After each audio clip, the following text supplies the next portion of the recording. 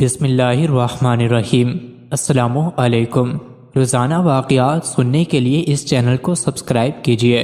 حضرت سیدنا عبد الرحمن بن عبداللہ خرائی رحمۃ اللہ علیہ سے منقول ہے، ایک مرتبہ عظیم سلطنت کے عظیم بادشاہ حضرت ذوالقرنین علیہ السلام ایک ایسی قوم کے پاس پہنچے جن کے پاس دنیا ساز و سامان وغیرہ کچھ بھی نہ تھا۔ انہوں نے ایک جگہ بہت سی قبریں کھودی ہوئی تھیں۔ صبح سویرے ان قبروں کے پاس جاتے، انہیں صاف کرتے اور ان کے قریب ہی نماز پڑھتے۔ یہ ان کا روز کا معمول تھا۔ ان کی غذا درختوں کے پتے اور گھاس تھی۔ جنگل میں ان کے لیے گھاس اور سبزہ وافر مقدار میں موجود تھا۔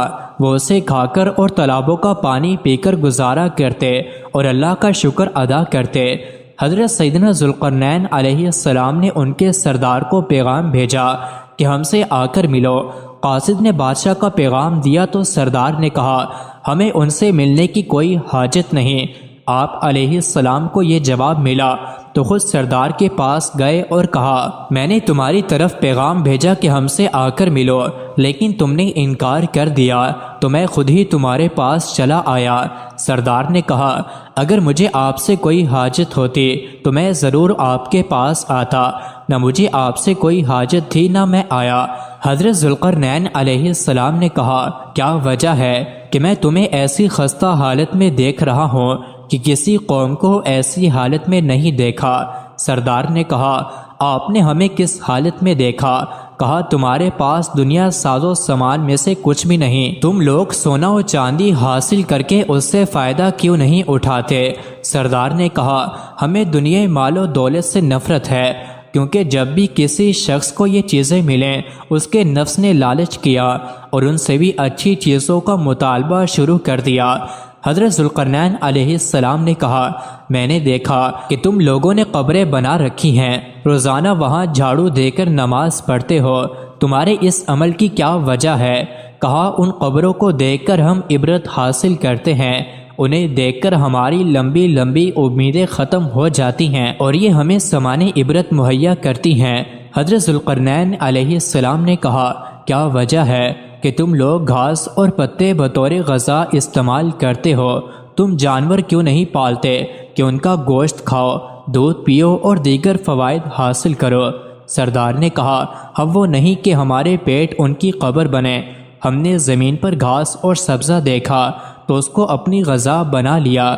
ابن آدم کو جینے کے لیے اس قدر غذا کافی ہے۔ لذیذ کھانوں کا مزہ صرف زبان کی حد تک ہوتا ہے، جیسے ہی غذا حلق سے نیچے جاتی ہے تمام مزہ ختم ہو جاتا ہے۔ پھر سردار نے قبر سے ایک بوسیدہ کھوپڑی نکالی اور کہا، اے عظیم بادشاہ، کیا آپ جانتے ہیں کہ یہ کون ہے؟ آپ علیہ السلام نے فرمایا، نہیں۔ سردار بولا، یہ دنیا کے بڑے بڑے بادشاہوں میں سے ایک بادشاہ تھا، اللہ عز و جل نے اسے حکومت و طاقت عطا فرمائی، لوگوں پر اسے حاکم بنایا، لیکن اس نے مخلوق خدا پر ظلم کیا اور بلا وجہ انہیں تنگ کیا۔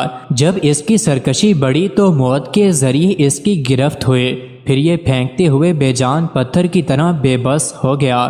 اللہ اس کے تمام کاموں سے واقف ہے، اب اس کے ہر عمل کا بدلہ قیامت کے دن دیا جائے گا۔ سردار نے ایک اور کھوپڑی اٹھائی اور کہا، اے عظیم بادشاہ، کیا آپ جانتے ہیں کہ یہ کس کی کھوپڑی ہے؟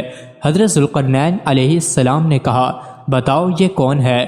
کہا، یہ بھی ایک بادشاہ تھا، اللہ عز و جل نے اسے حکومت و بادشاہت عطا فرمائی۔ اس نے جب دیکھا کہ مجھ سے پہلے جن بادشاہوں نے ظلم و ستم سے کام لیا اور سرکشی اختیار کی وہ ذلیل و خوار ہوئے تو اس نے ان سے عبرت حاصل کی، اللہ عز و جل کی بارگاہ میں عاجزی و انکساری اختیار کی، اللہ عز و جل سے ڈرا، اپنے ملک میں عدل و انصاف قائم کیا اور شریعت کی پابندی کرتے ہوئے اس دنیا ناپائیدار سے رخصت ہو گیا۔ اللہ اس کے تمام اعمال سے باخبر ہے، وہ مالک یوم الدین بروز قیامت اسے اس کے اعمال کا بدلہ عطا فرمائے گا۔ پھر سردار نے حضرت ذوالقرنین علیہ السلام کی سر کی طرف اشارہ کرتے ہوئے کہا، یہ بھی ان دونوں کھوپڑیوں کی طرح ہے۔ اے ہمارے عظیم بادشاہ، غور فرما لیں کہ آپ کا عمل اپنی رعایا کے ساتھ کیسا ہے۔ آپ نے جب اس سردار کی فکر آخرت سے مملو یعنی حکیمانہ گفتگو سنی تو کہا، کیا تم میرے ساتھ رہنا پسند کرو گے؟ میں تمہیں اپنا وزیر بناؤں گا۔ میرے تمام معاملات میں تم میرے ساتھ رہو گے، جو مال و دولت میرے پاس ہے اس میں تم میرے برابر کے شریک رہو گے۔ سردار نے کہا، اے ہمارے عظیم بادشاہ، آپ اپنی جگہ ٹھیک ہیں اور میں اپنی جگہ، ہم دونوں ایک ساتھ نہیں رہ سکتے۔ آپ علیہ السلام نے فرمایا، آخر اتنے بڑے عہدے سے تم اعتراض کیوں کر رہے ہو؟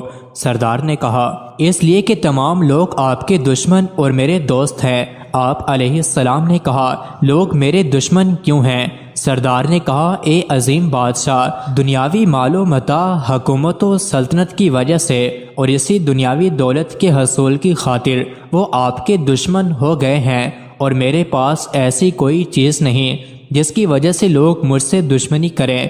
نہ لوگوں سے مجھے واسطہ پڑتا ہے اور نہ ہی وہ میرے دشمن بنتے ہیں۔ مجھے میری یہی زندگی پسند ہے۔ سمجھدار مخلص سردار کی یہ باتیں سن کر عظیم بادشاہ حضرت ذوالقرنین علیہ السلام وہاں سے واپس تشریف لے آئے۔ مزید ایسی ہی ویڈیوز کے لیے چینل کو ضرور سبسکرائب کیجیے۔